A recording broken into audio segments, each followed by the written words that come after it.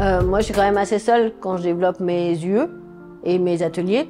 Et donc, en fait, avoir un regard extérieur, pouvoir confronter mes avis, et pouvoir avoir leur expertise. Parce qu'en fait, eux, ils ont l'habitude d'aller à des conférences, de voir un peu ce qui se fait à l'extérieur. Donc, ça rapporte aussi de la créativité et ça enrichit ce qu'on est en train de faire.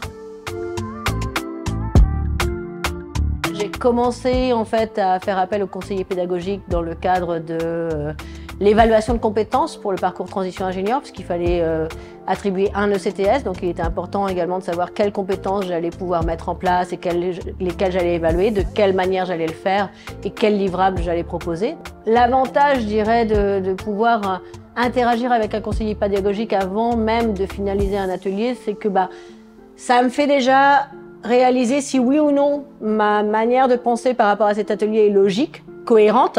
D'avoir quelqu'un à qui je confronte mes idées, en fait, ça me permet également d'avoir un retour immédiat et de voir ce que je peux améliorer ou pas en fait, dans ce que j'ai pu faire. Donc ça, c'est vraiment une aide essentielle. Je prends rendez-vous avec un conseiller pédagogique selon la thématique, si c'est concrètement l'évaluation de mon atelier, et puis de voir un petit peu comment je peux organiser l'atelier, ou alors si c'est sur un sujet un peu plus spécifique par rapport à un étudiant ou une étudiante qui peut avoir des difficultés, j'aime bien les appeler pour avoir leurs avis et peut-être échanger justement sur ce qu'on peut faire ensemble pour améliorer les situations, en fait. Sans eux, j'arriverai pas nécessairement à avancer aussi effectivement et aussi créativement dans l'organisation du parcours transition ingénieur.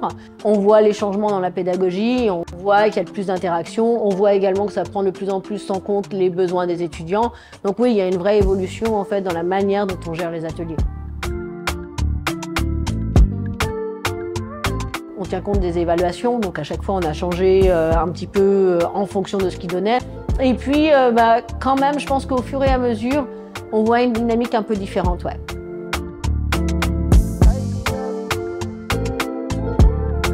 Pour moi, c'est vraiment un très très gros support au quotidien. Et honnêtement, si j'avais pas ça, je ne pourrais pas avancer aussi positivement dans mon atelier.